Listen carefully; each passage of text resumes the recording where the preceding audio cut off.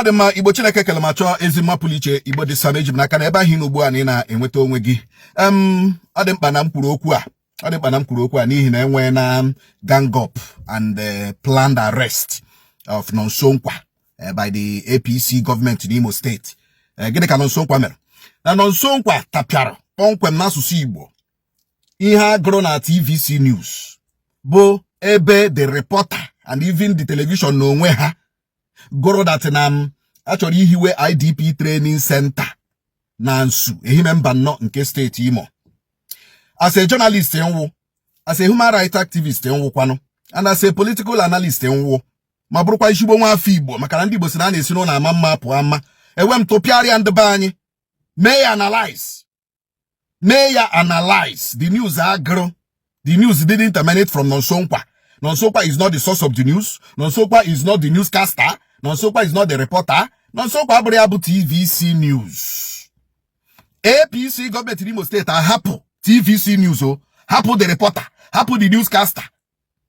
Nonsonkwa ka a na-achụ maka na Nonsonkwa kọwara the news very well na asụsụ ndị be anyị ya anọ maka na bekee ka eji sụọ ya na ndị be anyị ada asụ bekee Igbo ka anyị na-asụ. Ugbu a Nonsonkwa wụzi because na Nonsonkwa tapiara ya, create awareness of lekwenekwe ihe achọrọ ime na-ekwu ha that achọwa inwe IDP center, IDP training center. We are not against it. Mana ihe anyị na-ekwu bụ anyị nwere ndị gbara ọsọ ndụ n'Ọsụ, anyị nwere ndị gbara ọsọ ndụ n'Ọlụ, anyị nwere ndị gbara ọsọ ndụ n'Ọkigwe, nwe ndị gbara ọsọ ndụ n'Izombe, nwe ndị gbara ọsọ ndụ n'Awara, nwe ndị gbara ọsọ ndụ n'ebe dị iche iche mana Agwa. So ọ bụ na achọrọ inwe ụdịrị ihe ahụ, that is my point. Ọ bụ na achọrọ inwe ụdịrị ihe ahụ on the Imo ka a ga-emerie. Mana from the news, I will post the news unu ahụ ya. Unu ga-ahụ the news, the full news package. Mana onye gụrụ news TVC na the reporter TVC onweghị ebe o mentionụrụ Imo IDPs. Onweghị ebe o mentionụrụ Imo IDPs. Nwanne oke nke anyị ka anyị na-azọ. From my explanation, oke nke anyị ka anyị na-azọ. Ọ bụrụ na enwere ihe dịka IDP training center, ndị kwesịrị train ebe ahụ bụ ndị IDP enwere n'Imo, because anyị nwere ọkwa na anyị nwere displaced people, ma ndị agbara ụlọ ha ọkụ n'Ọsụ, ma ndị agbara ụlọ ha ọkụ n'Ọkigwe, ma ndị agbara ụlọ ha ọkụ na Akabọ, ma ndị agbara ụlọ ha ọkụ n'ebe dị iche iche. Anyị nwere ndị displaced people a ga-enyekwe such a training. But onye mere the newscaster TVC didn't mention anywhere in Imo. Ihe ọjọọ si ekwu the IDP training center were kweli picture na video ndị ugwu tinye na news reportage ya.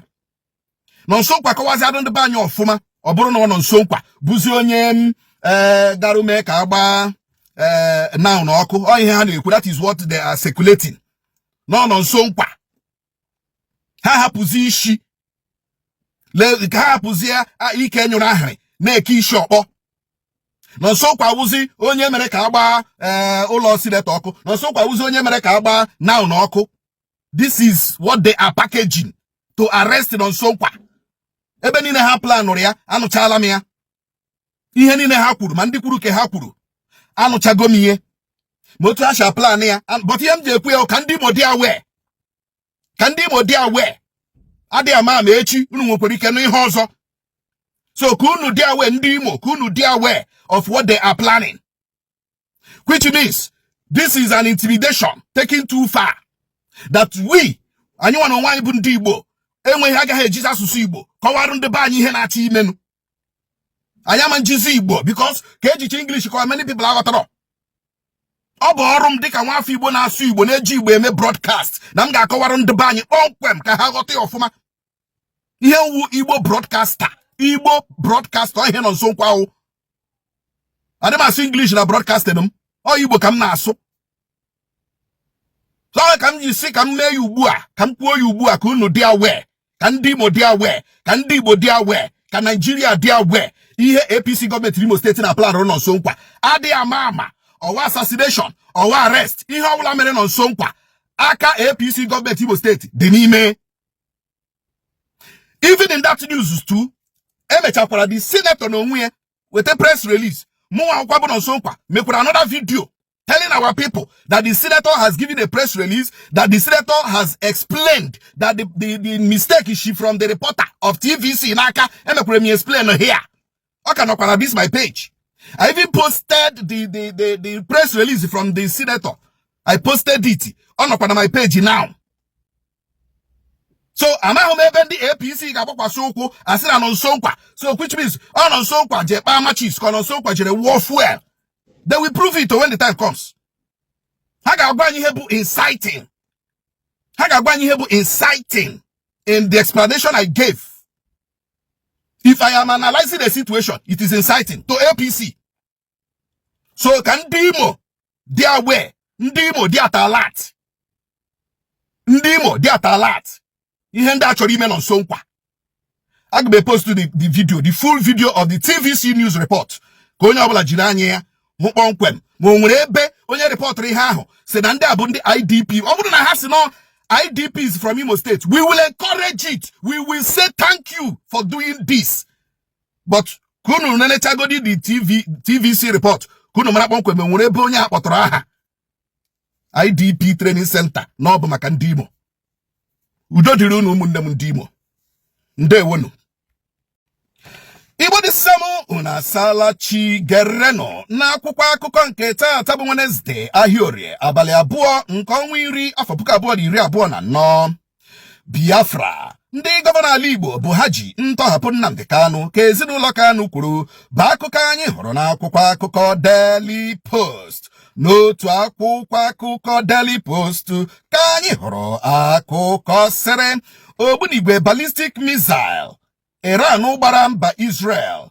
Chai, unu ejechala ofu n'ụla ka mba Israel gwara ha. Ogbunigwe Iran gbara Israel. Trump atala Biden Harris ụta maka nke a bụ akụkọ ọzọ gbara n'akwụkwọ akụkọ Daily Post na akwụkwọ akụkọ Vanguard ka anyị hụrụ akụkọ sere ntụliaka elu kansụl Rivers ga-aga n'ihu ka esiri kwuo ya ka Fubara kwuru. Okwu Tinubu gwara ụmụafọ Nigeria na mmemme nnwere onwe independence na-egosi na Tinubu APC enweghị ihe ji ndị Nigeria kpọrọ ka PDP kwuru bụ akụkọ anyị hụrụ n'akwụkwọ akụkọ Vanguard. N'otu akwụkwọ akụkọ Vanguard ka anyị hụrụ akụkọ sere ụlọikpe nọ na Lagos akụpụla akwụkwọ Jude Nnam na-ede egwu ka Katọlik a na-agụ na kwa ya gbara megide ka esi bụ onye o boro ebubo itinye egwu ya Somtochukwu na-abụ egwu ya na-anataghị ya ikikere dịka ụlọikpe kwuru na Somtochukwu bụ abụ nọ n'akwụkwọ nsọ Psalms nke Jude Nnam na-edeghị ma gwa Jude Nnam kwụọ ka esi $1 1 million bụ akụkọ ọzọ gbara n'akwụkwọ akụkọ Vanguard. N'otu akwụkwọ akụkọ Punch ka anyị hụrụ akụkọ sere gburugburu ala Igbo ebiliela imegide ndị akpakara Condemn Iron na-ekwu na ha bụ ndị omekome dịka Anambra machiri ndị a na steeti ahụ. Nigeria n'afọ 64 ya ọhaneze ndị Igbo akpọọla oku ka atọhapụ Nnamdi Kanu.